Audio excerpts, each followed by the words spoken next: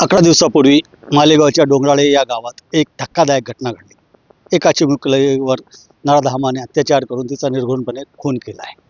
आरोपी अटक असला तरी लोकांच्या भावना जी आहे ते संतप्त आहे.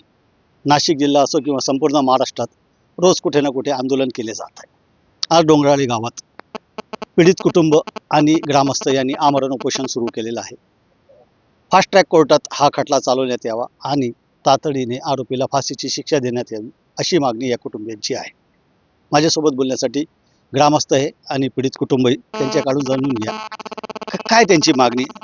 भाऊ काय म्हणाल, काय आरोपी अटक आहे, त्याला तो पोलीस कोठडीत आहे. आता तुमची काय प्रमुख मागणी? आरोपी अटक आहे, पोलीस कोठडीत आहे, परंतु तात्काळ या ठिकाणी फाशी झाली पाहिजे. कारण आपण महाराष्ट्रामध्ये या ठिकाणी कोपर्डीचं प्रकरण बघितलं असेल, श्रद्धाताईचं, त्यानंतर या ठिकाणी साताऱ्यामध्ये आत्ताच्या ठिकाणी आर्याची घटना बघितली असेल. आतापर्यंत त्यांना फाशी देखील म्हणजे झाली, परंतु तिची अंमलबजावणी देखील झाली नाही. तेच प्रकार या ठिकाणी आमच्या यज्ञताईचं होणार आहे का?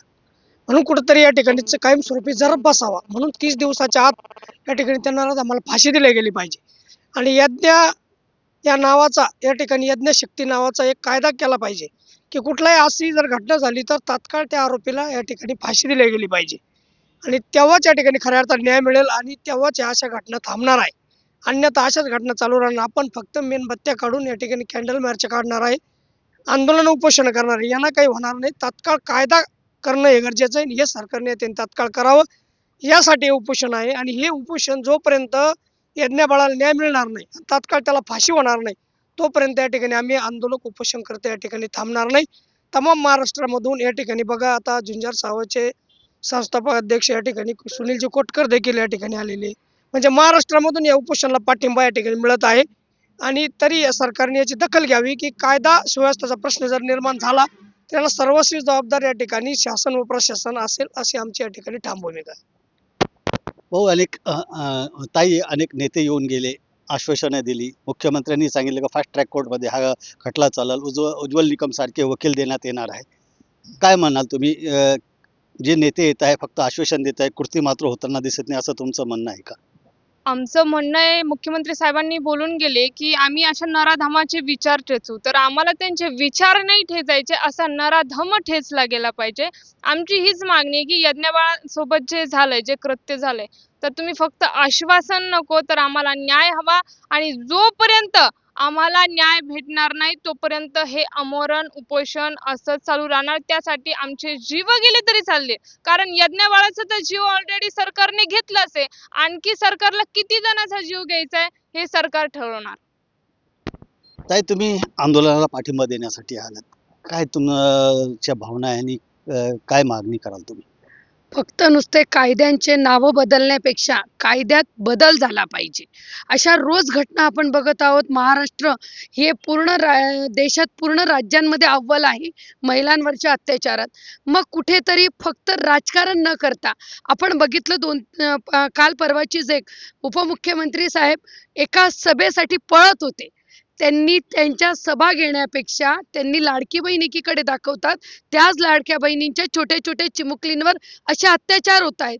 मग त्यांनी तितकी तळमळ तिथे सभेला दाखवली, त्याच्यापेक्षा डोंगराळ्यात येऊन ती तळमळ दाखवली असती. आणि त्या नराधमाला कायद्यात बदल करून, आम्ही कायदा हातात घेत नाहीत, कायद्यात तुमची कुठेतरी तरतूद आहे, पण नुसतं या सगळ्या प्रकरणात या आरोपींना माहिती आहे की कुठेतरी खालच्या कोर्टात वरच्या कोर्टात तारीखवर तारीख चालते आणि आपण कुठेतरी मजेशीर जेलमध्ये बसलेलो आहोत.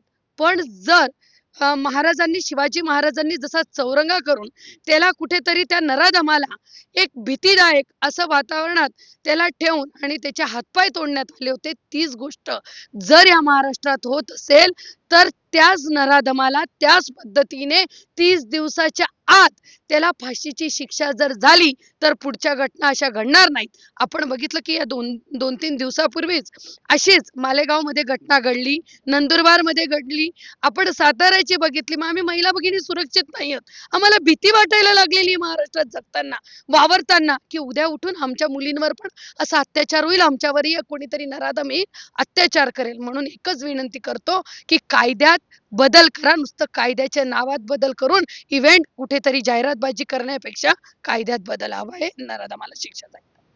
आपल्यासोबत बोलण्यासाठी आणखी एक दोन लोक आहेत, त्यांच्याकडून जाणून घ्या की ज्यांनी या आंदोलनाला पाठिंबा दिलेला आहे. तुम्ही पाठिंबा दिलेला आहे, काय म्हणाल, काय मागणी आहे तुमची आणि काय तुमचा संताप आणि राग आहे? मागणी नाही ही संतापच आहे. त्याला डायरेक्ट गोळ्या घाला. कारण मला नाही वाटत की महाराष्ट्रामध्ये लोकशाही राहिली. 16 तारखेला घटना घडते डोंगराळे गावात. आज 29 तारीख आहे. घटना घडून 14 दिवस झाले तरीही प्रशासन ढिम्म आहे. मुख्यमंत्री असतील, उपमुख्यमंत्री असतील आपापल्या पक्षाच्या प्रचारामध्ये मग्न आहेत. परंतु एका निरपराध बाळाचा जीव जातो आणि तुम्ही राजकारण करतात, हे आम्हाला मान्य नाही. कुठंतरी राज्यातल्या महिला असुरक्षित आहेत आता असं वाटायला लागलेलं आहे. कारण महिला खरंच सुरक्षित नाही आहे. कारण कायदे एकदम ढिल्ले कायदे. बलात्कार होतो, खून होतो, आरोपी अटक होतो, त्याला सगळ्या जेलमध्ये नाश्ता येतो, चहा येतो, संध्याकाळी जेवण येतं. हा कुठला कायदा आला? एक तर त्याला त्या जेलमध्ये उपाशी ठेवलं पाहिजे. हां. आणि मी तर म्हणतो महिन्याभराच्या आत अशा घटनांमध्ये जे पोलीस डिपार्टमेंट असेल स्थानिकचं, त्यांनी स्थानिक स्तरावर निर्णय घेऊन तात्काळ त्याला चौकातून गोळ्या घातल्या पाहिजे. हा एकच संताप आहे. आणि आम्ही जे आलेलो आहोत छत्रपती संभाजीनगरहून झुंजार छावा संघटनेच्या माध्यमातून आम्ही आज दुसाने कुटुंबाला पाठिंबा देत आहोत. आणि शेवटपर्यंत क्षणापर्यंत आम्ही शेवट क्षणापर्यंत आरोपीला फासावर जाईपर्यंत आम्ही त्या कुटुंबासोबत आहोत आणि राहू. याच्यानंतर या कुटुंबाला पाठिंबा म्हणून जसं कोपर्डीच्या घटनेनंतर महाराष्ट्रभर मोर्चे निघाले, तसे मोर्चे आता काढता येतात का, ते आम्ही निर्णय घेणार आहोत. महाराष्ट्रभर आम्ही मोर्चे काढू. एकूणच आपण बघितलं तर जो संताप आहे तो अनावर आहे, प्रचंड चीड आहे प्रत्येकाच्या मनात आणि एकमुखी मागणी केली जाते, नराधमाला तातडीने फाशी देण्यात यावी. बबू शेख, न्यूज 18 लोकमत, डोंगराळे, मालेगाव.